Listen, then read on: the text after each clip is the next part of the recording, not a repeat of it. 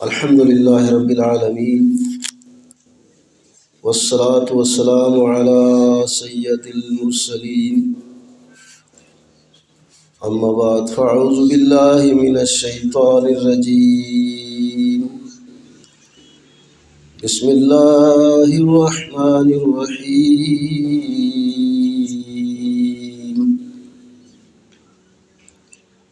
يثبت الله الذين آمنوا بالقول الثابت في الحياة الدنيا وفي الآخرة صدق الله المولانا العظيم وصدق رسوله النبي الكريم صلى الله عليك يا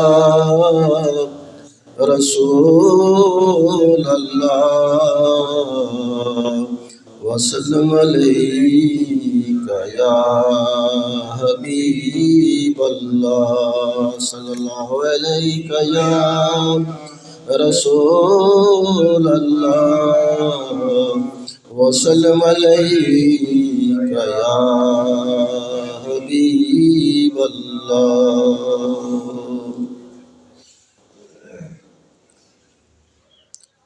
میں نے جس آیت کریمہ کی تلاوت کرنے کا شرف حاصل کیا ہے، اللہ تبارک و تعالی قرآن پاک میں ارشاد فرماتا ہے،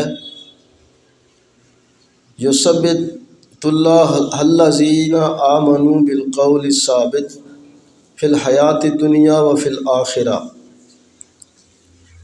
اللہ اہل ایمان کو مضبوط بات پر قائم رکھتا ہے، دنیوی زندگی میں بھی اور آخرت میں بھی۔ انبیاء علیہ السلام کے سوا ہر شخص کے پاس قبر میں منکر نکیر آتے ہیں، مردے میں روح ڈالی جاتی ہے، منکر نکیر اس سے سوال کرتے ہیں اور اس کا امتحان لیتے ہیں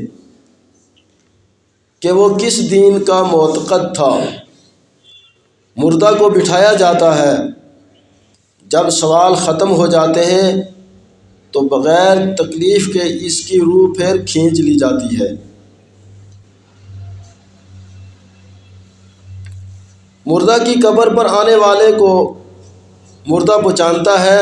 جمعہ کے دن طلوع فجر کے بعد طلوع آفتاب تک اس کی شناخت اور زیادہ قوی ہوتی ہے۔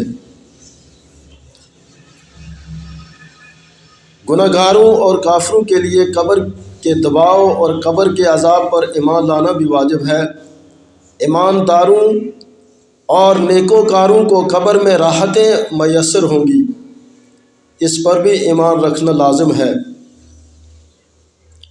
تفسیر میں منقول ہے کہ اس آیت میں دنیاوی زندگی سے مراد روح کے نکلنے کا وقت ہے، وقت انتقال، اور آخرت سے مراد قبر کے اندر منکر نکیر کے سوال کا وقت ہے۔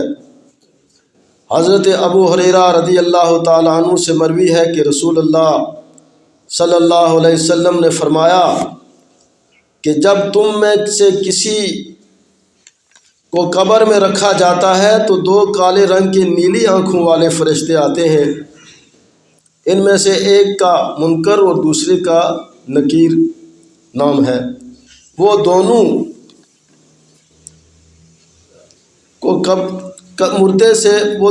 مردے سے پوچھتے ہیں، تو اس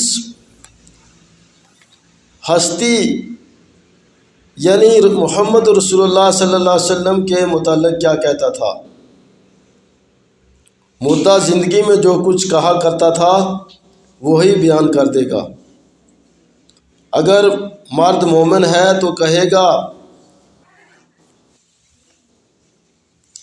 اللہ کے بندے اور اس کے رسول ہیں، میں گواہی دیتا ہوں کہ اللہ کے سوا کوئی معبود نہیں، اور میں گواہی دیتا ہوں کہ محمد صلی اللہ علیہ وسلم اللہ کے رسول ہیں۔ اس جواب کو سن کر وہ دونوں فرشتے کہیں گے، ہم کو معلوم تھا تو ایسا ہی کہے گا۔ اس کے بعد مردے کی قبر 70 ہاتھ کشادہ کر دیا جائے گا اور اس کی قبر روشن کر دی جائے گی۔ پھر وہ دونوں فرشتے کہیں گے سو جا۔ مردہ کہے گا مجھے اجازت دو کہ میں اپنے اہل و عیال کے پاس جا کر یہ خوشخبری دوں۔ لیکن فرشتے جواب دیں گے اس دلہن کی طرح سو جا جسے وہی بیدار کرتا ہے جو گھر والوں میں اس کو سب سے زیادہ پیارا ہوتا ہے۔ چنانچہ وہ سو جائے گا یہاں تک کہ اللہ تعالیٰ اسے اس کی خوابگاہ سے اٹھائے گا۔ اگر مردہ منافق ہوگا تو سوال کے جواب میں کہے گا میں نہیں جانتا، لوگوں کو جو کچھ کہتے سنتا تھا وہی میں کہہ دیتا تھا۔ فرشتے کہیں گے ہم تو پہلے ہی جانتے تھے کہ تو ایسا کہے گا۔ اس کے بعد وہ زمین کو حکم دیں گے کہ اس پر تنگ ہو جا۔ زمین مردے پر ایسی تنگ ہوگی کہ مردے کی پسلیاں ادھر ادھر نکل جائیں گی اور ہمیشہ اسی عذاب میں رہے گا یہاں تک کہ اللہ اس کو اس کی قبر سے اٹھائے گا۔ اس مسئلہ کے ثبوت کے لیے عطار ابن یسار کی روایت ہے کہ وہ کہتے ہیں کہ حضرت صلی اللہ علیہ وسلم نے حضرت عمر رضی اللہ تعالیٰ عنہ سے فرمایا عمر اس وقت تیرا کیا حال ہوگا جب تیرے لیے 3 ہاتھ گز 1 بالش لمبی اور 1 بالش چوڑی زمین درست کی جائے گی، پھر تیرے گھر والے تجھے غسل دے کر کفن پہنائیں گے، خوشبو لگا کر جنازہ اٹھائیں گے، پھر دفن کر دیں گے اور لوٹ کر آئیں گے، پھر قبر میں تیرے پاس سوال کرنے والے منکر نکیر آئیں گے جن کی آوازیں کڑک کی طرح، آنکھیں چندیا دینے والی بجلی کی طرح ہوں گی، ان کے بال لٹکے ہوں گے اور تجھے ڈرائیں گے، پوچھیں گے تیرا رب کون ہے، تیرا دین کیا ہے؟ حضرت عمر نے عرض کیا یا رسول اللہ صلی اللہ علیہ وسلم یہ دل جو میرے پاس آج ہے کیا یہی دل میرے پاس اس وقت بھی ہوگا؟ حضور نے فرمایا ہاں۔ حضرت عمر رضی اللہ تعالیٰ عنہ عرض کیا تو پھر وہ ان دونوں کے لیے کافی ہوگا۔ یہ حدیث اس امر پر دلیل ہے کہ روح دوبارہ بدن میں ڈالی جائے گی، کیونکہ حضرت عمر رضی اللہ تعالیٰ عنہ نے جب عرض کیا تھا کیا میرے ساتھ میرا دل ہوگا تو حضور نے فرمایا ہاں۔ حضرت منہال بن عمرو رضت بن برا بن عازب سے روایت کی ہے کہ ہم لوگ ایک بار حضور کے ہمراہ ایک انصاری کے جنازے میں گئے، جب قبر کے نزدیک پہنچے تو دیکھا لاحت تیار نہیں ہے، حضور صلی اللہ علیہ وسلم بیٹھ گئے، ہم بھی گردا گرد بیٹھ گئے۔ آج روئے تعظیم ہیبت رسول اللہ صلی اللہ علیہ وسلم کی وجہ سے ہم سب ایسے بے حس و حرکت بیٹھے تھے گویا ہمارے سروں پر پرندے بیٹھے ہیں۔ حضور دست مبارک کی لکڑی سے زمین کوریدنے لگے، پھر سر مبارک اٹھا کر 2 یا 3 بار فرمایا میں عذاب قبر سے اللہ کی پناہ مانگتا ہوں۔ پھر ارشاد فرمایا جب بندہ مومن آخرت کی طرف منہ کیے دنیا سے قطع تعلق کرتا ہے تو اس پر گورے رنگ کے فرشتے نازل ہوتے ہیں، ان کے چہرے آفتاب کی طرح تاباں ہوتے ہیں، ان کے پاس جنت کا کفن اور جنت کی خوشبو ہوتی ہے۔ یہ فرشتے اس بندہ مومن سے بافاصلہ حد نظر بیٹھ جاتے ہیں، اس کے بعد موت کا فرشتہ اس کے بالی پر بیٹھ کر کہتا ہے، یعنی وہ فرشتے جہاں تک اس کی نظر پہنچتی ہے تو وہ فرشتے اس کو نظر آتے ہیں۔ اسی لیے کہتے ہیں کہ مردے کی آنکھیں جو ہیں وہ ایک جگہ ٹھہر گئی ہیں، نظر اس کی ٹھہر گئی ہے، اس کو قطار در قطار فرشتے نظر آتے ہیں۔ ان کے پاس جنت کا کفن، جنت کی خوشبو ہوتی ہے۔ یہ فرشتے اس بندہ مومن سے بافیصلہ حد نظر بیٹھ جاتے ہیں۔ اس کے بعد موت کا فرشتہ اس کے بالی پر بیٹھ کر کہتا ہے اے آرام پانے والے پاکیزہ نفس باہر نکل آ، اللہ کی دی خوشنودی مغفرت کی طرف آ۔ حضور نے ارشاد فرمایا کہ اس وقت وہ جان اس طرح باہر آ جاتی ہے جیسے برتن سے پانی کا قطرہ بہتا ہے، فوراً وہ فرشتے اس کو لے لیتے ہیں اور پل بھر کے لیے ملک الموت کے ہاتھ میں نہیں چھوڑتے، اسے جنت والے کفن اور خوشبو میں لپٹ دیتے ہیں۔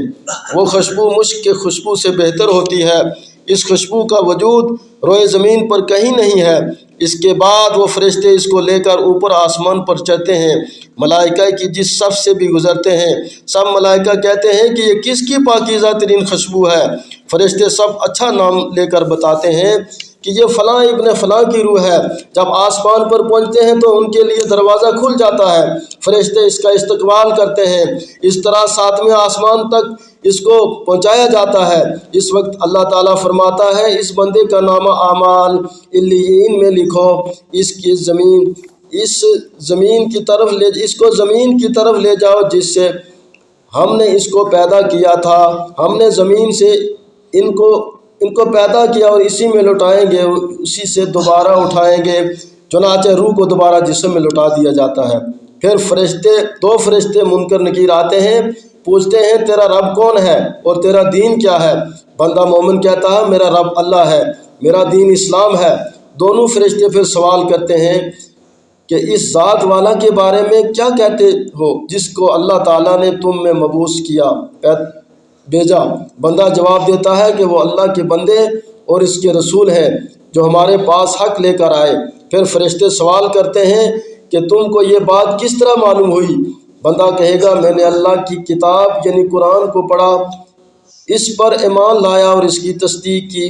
اس وقت آسمان سے ایک پکارنے والا پکار اٹھے گا کہ میرے بندے نے ٹھیک کہا، اس کے لیے جنت کا فرش بچھاؤ، اس کو جنت کا لباس پہنا دو، اس کے لیے جنت کا ایک دروازہ کھول دو۔ اس وقت بندے کو جنت کی ہوا اور خوشبو آنے لگے گی، اس کی قبر منتہے نظر تک کشادہ کر دی جائے گی۔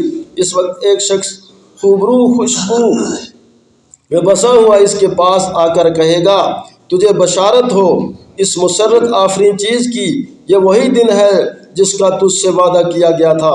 وہ کہتا ہے کہ تو کون ہے؟ آنے والا کہتا ہے میں تیرا عمل صالحہ ہوں۔ اس وقت بندہ کہے گا الہی وقت قیامت قائم فرما دے۔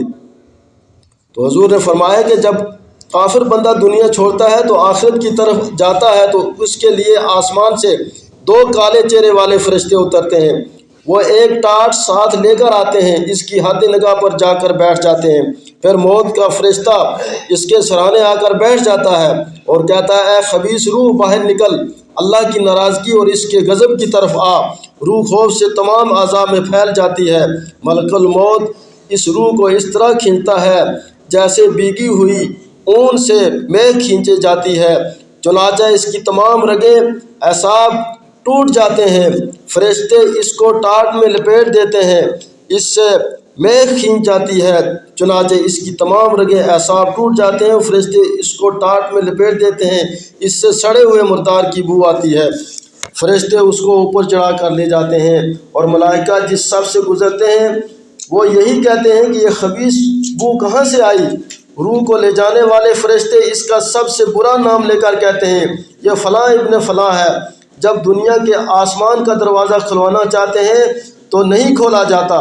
اس کے بعد حضور نے آیت لا تفتح لهم ابواب السماء تلاوت فرمائی۔ اللہ تعالیٰ فرماتا ہے کہ اس کی کتاب کو سجین میں لکھ دو، اس کے بعد اس کی روح کو زمین کی طرف پھینک دیا جاتا ہے۔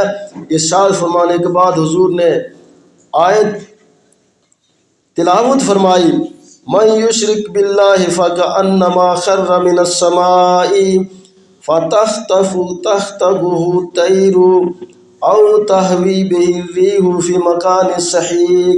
جو شخص اللہ کے ساتھ کسی کو شریک ٹھہراتا ہے اس کا یہی حال ہوتا ہے کہ وہ آسمان سے گرایا جاتا ہے اور پرندے اسے اچک لیتے ہیں یا ہوا اسے دور جگہ پھینک دیتی ہے، یعنی اس کی روح دوبارہ بدن میں لوٹائی جاتی ہے اور دو فرشتے آ کر اس کو بٹھاتے ہیں اور دریافت کرتے ہیں کہ تیرا رب کون ہے؟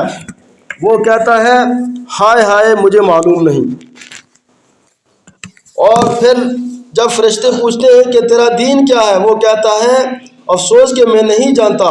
فرشتے کہتے ہیں وہ ذات گرامی جس کی بعثت تم لوگوں میں ہوئی تھی اس کے متعلق کیا کہتا تھا؟ وہ کہتا ہے کہ افسوس میں نہیں جانتا۔ اس وقت ایک منادی آواز دیتا ہے میرے بندے نے جھوٹ بولا، اس کے لیے آگ کا بستر کر دو اور آگ کے کپڑے بنا دو، دوزخ کا ایک دروازہ اس کے لیے کھول دو۔